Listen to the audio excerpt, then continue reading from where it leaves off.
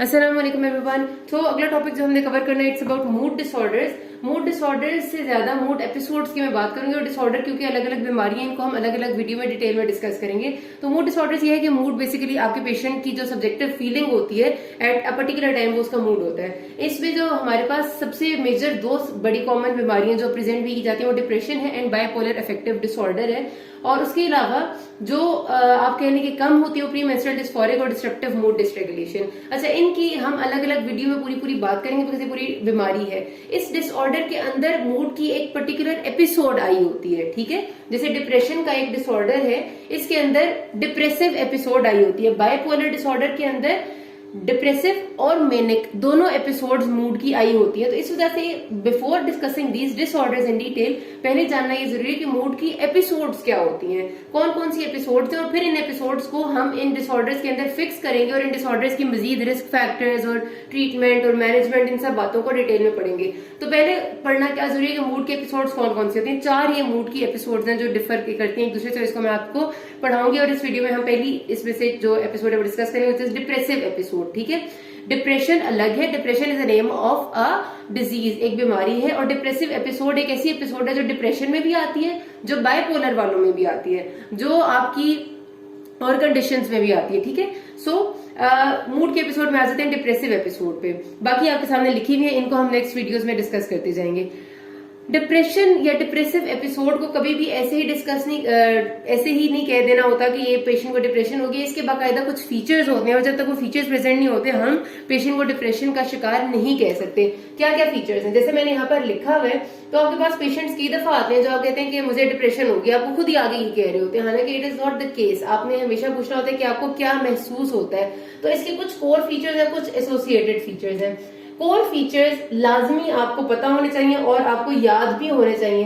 3 है जी। एक है कि लो मूड होता है, मिजाज कैसे है। पहला सवाल कैसा था, आपका मिजाज कैसा है। वो कहते हैं कि मिजाज खुश है, उदास है या नॉर्मल है, उससे ही आप इस तरह पूछे थे। अगर उदास है तो इसका मतलब है लो मूड है। फिर दूसरा क्या कोर फीचर है, loss of interest. Loss of interest किस चीज में, इन डेली एक्टिविटीज। हर रोज के जो आप काम किया करते थे, जिस खुशी के साथ या खुशी ना भी हो, जिस तवज्जो के साथ, क्या अभी भी उसी तवज्जो के साथ कर पाते हैं, this is loss of interest, वो नहीं होता। तीसरा कोर फीचर है जी डिक्रीज्ड एनर्जी, कि जिस्म में ताकत कैसी महसूस होती है, तो बहुत कमजोरी है, जिस्म ढीला पड़ा हुआ है, ये जवाब होता है। ये कोर फीचर्स है जी डिप्रेशन के, हर सूरत में ये डिप्रेशन की तरफ लेके जाते हैं। फिर जो एसोसिएटेड फीचर्स हैं आपके जहन में खुद भी आगे होंगे कि एक पेशेंट अगर डिप्रेस्ड है तो क्या क्या हो सकता है। डिक्रीज स्लीप हो जाती है, अर्ली मॉर्निंग वेकफुलनेस यानी नींद कम होगी, सुबह सवेरे आंख खुल जाती है, आंख लगती नहीं है। उसके अलावा भूख नहीं लगती, डिक्रीज एपिटाइट, ये सारे पूछने होते हैं, ठीक है। उसके साथ साथ अपना आप कैसा, अगला सवाल आपको होता है दूसरों के मुकाबले में अपना आप कैसा महसूस होता है। तो डिक्रीज सेल्फ एस्टीम, खुद को कुछ महसूस नहीं करते, कमतरी महसूस होती है, ठीक है। फिर डिक्रीज सेल्फ कॉन्फिडेंस, वही बात है, एक ही दोनों की बात है। डिक्रीज सेल्फ कॉन्फिडेंस, ये सारे एसोसिएटेड फीचर्स हैं। फिर एसोसिएटेड फीचर्स में कुछ सोमैटिक सिम्टम्स भी आ जाते हैं, जिसका मतलब यह है कि आपको वर्थलेसनेस यानी अपना आप जब सेवेरिटी की तरफ जाते हैं, शुरू में आप कहते हैं कि अपना आप कमतर लगता है, ऐसा ऐसा ऐसा लगता है उन्हें अपना आप बुरा लगने लग जाता है। फिर जब और सवेर होता है तो वो लगता है उन्हें कि हम ही दुनिया की सारी बुराइयों का और खराबियों की वजह है इस दुनिया में। तो वो इंक्रीज्ड गिल्ट, इंक्रीज्ड वर्थलेसनेस हो जाती है, ठीक है। ये सारे एसोसिएटेड फीचर्स होते हैं। तो अगर एक पेशेंट आपके पास आता है तो उसके आप ये सारे फीचर्स पूछते हैं, नींद कैसी है, भूख कैसी है, अपना आप कैसा लगता है, ताकत कैसी, मैंने जैसे आपको बता दिया। फिर आपने ये उसे बताना, मतलब लेबल करना होता है अगर इसमें से कुछ फीचर्स प्रेजेंट है कि क्या ये माइल्ड डिप्रेसिव एपिसोड है, मॉडरेट है या सेवियर है। उसका क्या क्राइटेरिया है जी, अगर इनमें से 2 से 3 फीचर्स प्रेजेंट हो लेकिन लाजमी तौर पर 2 फीचर्स कोर फीचर्स होने चाहिए, तो वो होती है माइल्ड डिप्रेशन, ठीक है।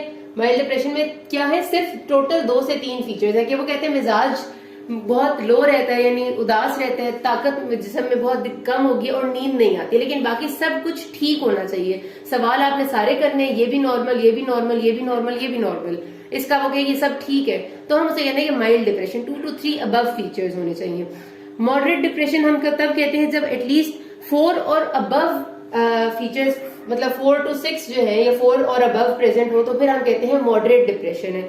या फिर 4 से 6 भी नहीं कहना चाहिए, कहना चाहिए कि 4 या 4 से ऊपर जितने भी प्रेजेंट होंगे इनमें से तो वो आपकी मॉडरेट के लेवल में आएगी। सिवियर डिप्रेशन सिर्फ हम तब कहते हैं जब पेशेंट की डिप्रेशन इतनी ज्यादा हो कि उसको अपनी जिंदगी खत्म करने या फिर सेल्फ हार्म करने की हद तक ख्यालात आते हों, तो वो डिप्रेशन सिवियर होती है। अगर पेशेंट के जहन में सेल्फ हार्म या सुसाइडल थॉट्स नहीं आती तो डिप्रेशन सिवियर नहीं होती। ठीक है जी, सेल्फ हार्म से ज्यादा ऐसे पेशेंट्स को सुसाइडल थॉट्स आती हैं। तो 2 से 3 इनमें से होंगे तो माइल्ड होगी, मॉडरेट 4 या उससे ज्यादा होंगे तब होगी, और सवेर अगर उसके साथ साथ सुसाइडल थॉट से सेल्फ हार्म आती है। अब ये डिप्रेसिव एपिसोड वो मैंने अभी तक आपको बताई जिसमें साइकोसिस शामिल नहीं है। ठीक है, ये जो भी हम इसको लेबल करेंगे हम कहेंगे mild depressive episode without साइकोसिस, moderate episode without साइकोसिस या सवेयर एपिसोड विदाउट साइकोसिस। अब साइकोसिस कब इन्वॉल्व हो जाता है, आपने लिखा हुआ देखा होगा कहीं जगह पर लिखा होता है कि डिप्रेसिव एपिसोड विद साइकोसिस।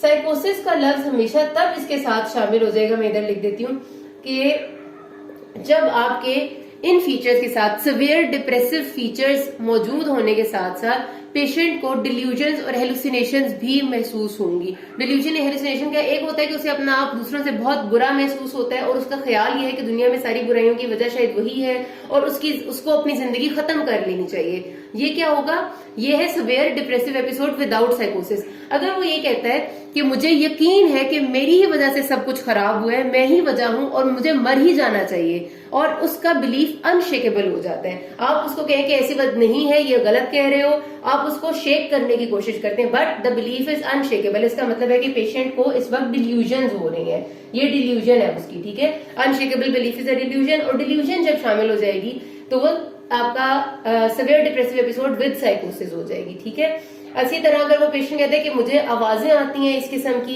कि मैंने सब गलत कर दिया, वो कहते हैं मुझे नजर आते हैं, मेरे सामने उड़ती हुई कोई ऐसी चीजें आती हैं जो मुझे हर बुराई की वजह करार देती हैं, मुझे बताती हैं कि मैं कितना बुरा इंसान हूं, तो इसका मतलब है पेशेंट को हेलुसिनेशन हो रही हैं। तो हेलुसिनेशन भी आपका साइकोटिक सिम्टम है, तो इसका मतलब है कि इस वक्त भी पेशेंट को सिवियर डिप्रेसिव एपिसोड विद साइकोसिस होगी है। ठीक है, तो ये फीचर फर्क याद रखना है कि विदाउट साइकोसिस या विद साइकोसिस दोनों तरह के डिप्रेसिव एपिसोड हो सकते हैं। ये हमने डिप्रेसिव एपिसोड को डिटेल में कर लिया। अगली वीडियो में आपको मैंने और बाकी एपिसोड बताऊं, किसी कोई मसला हो कि ना। Thank you.